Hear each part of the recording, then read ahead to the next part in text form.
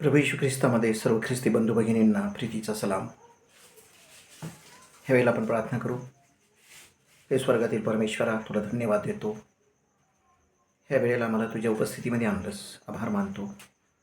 परमेश्वरा, वचन समजण्यासाठी आमचं मन उघड. येशूच्या नावाने मागतो, म्हणून तो ऐक. आमेन. देवबापाची स्तुती असो. ह्यावेळेला आपण रोमकरास पत्र याचा पहिला अध्याय आणि काही वचन वाचणार आहोत. रोम 1:8 पुढे. पहिल्या प्रथम तुम्हा सर्वांविषयी येशू ख्रिस्ताच्या द्वारे मी आपल्या देवाचे आभार मानतो, कारण तुमचा विश्वास जग जाहीर होत आहे. पहिल्या प्रथम पौलाने येशू ख्रिस्ताच्या द्वारे देवाचे आभार मानले.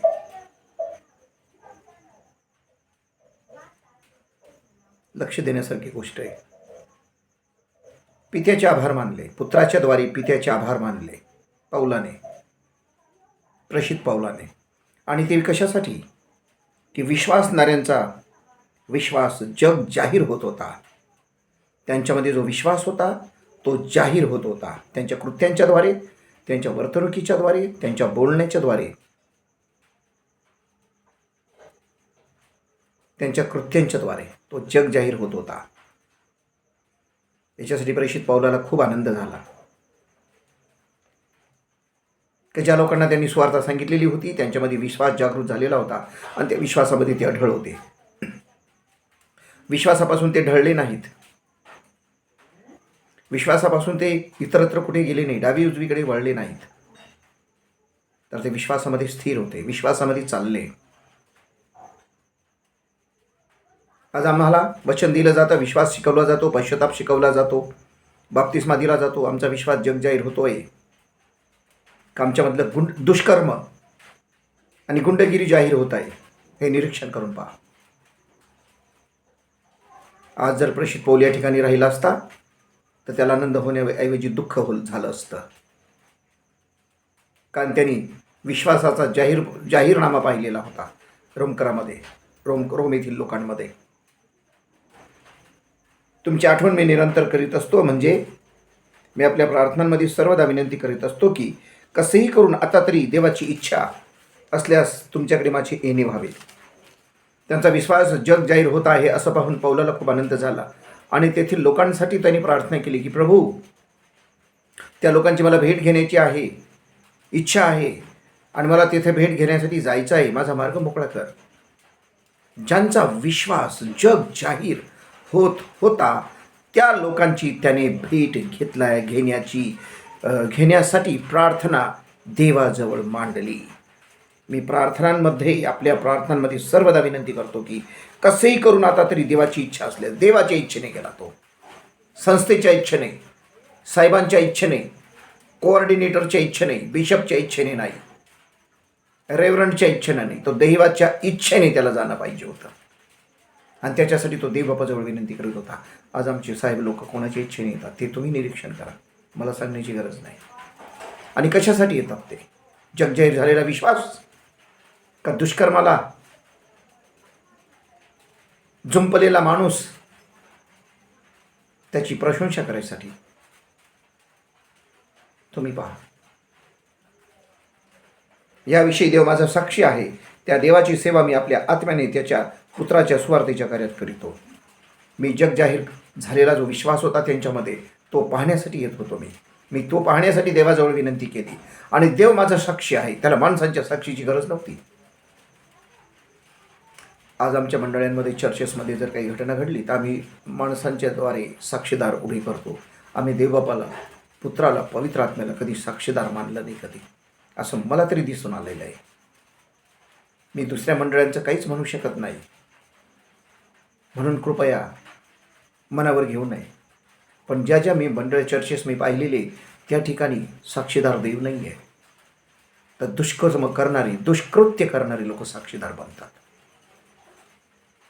पण पौल म्हणतो देव माझा साक्षी. मी कशासाठी प्रार्थना केली, कोणत्या कामासाठी केली? मी त्याच्या स्वार्थेच्या कार्यात आत्म्याने, त्याच्या स्वार्थेच्या कार्यात आत्म्याने तिनं सेवा केली. कोणत्या पद्धतीची सेवा असते? नव्या करारामध्ये याचं पूर्ण शिक्षण दिलं गेलेलं आहे. आत्म्याने त्याची सेवा केली. लोकांना इथं खूप मोठा गोंधळ आहे, कन्फ्युजन आहे. देवाने त्याचा जीवात्मा आपल्यामध्ये टाकला आहे. प्राण, आत्मा आणि शरीर झाला आत्मा, देवाचा आत्मा. खूप लोकांचं कन्फ्युजन आहे. पवित्र शास्त्र याला सपोर्ट नाही करत, या भाषणाला, या विधानाला सपोर्ट नाही करत. देवाचा आत्मा, देवाच्या आत्म्याने, आपल्या आत्म्याने संलग्न होऊन सुवार्थेच्या कार्यामध्ये सेवा करणे, ही सेवा पौल करत होता. आणि पुढे म्हणतो तो, तुम्ही स्थिर व्हावे म्हणून, 11वं वचन, तुम्ही स्थिर व्हावे म्हणून मी तुम्हाला काही आध्यात्मिक कृपादान द्यावे. स्थिर होण्यासाठी, विश्वासामध्ये स्थिर होण्यासाठी आध्यात्मिक कृपादानाची खूप मोठी गरज आहे, हे पौलाला कळलं. रोम येथील लोकांना जो विश्वास त्यांचा दिवसेंदिवस वाढत होता, त्याच्याबद्दल जो जाहीरनामा इतर लोकांमध्ये जाहीरपणे त्याला साक्ष ऐकायला येत होती, त्या विश्वासाबद्दल जेव्हा त्याने निर्णय घेतला की तुम्हाला काहीतरी कृपादान मिळावं, म्हणून ह्यासाठी तुमची भेट घेण्याची मला फार उत्कंठा लागली. कारण कृपादान देण्याचा अधिकार पौलाला होता. त्याच्या पत्रांमध्ये, त्याच्या सेवेमध्ये आपण पाहू शकतो, त्याने कित्येकांना कृपादान दिलं. महाधिकार त्याला प्रभूने दिला का माणसांनी दिला, याचा अभ्यास तुम्ही करा, ऐकणारे प्रियजन. आज अधिकार कोणाला आहे? कोणत्या लोकांना अधिकार आहे कृपादान देण्याचा? आणि त्यांच्याकडून कृपादान या नावावर काही मिळतं का? नीट डोळे उघडून पहा प्रियजनांनो, डोळे उघडून पहा. कृपादानाच्या नावावर काही मिळतं का? ते स्वतःहून तोंडाने बोलतात की कृपादान देण्याचा अधिकार आम्हाला दिलेला आहे.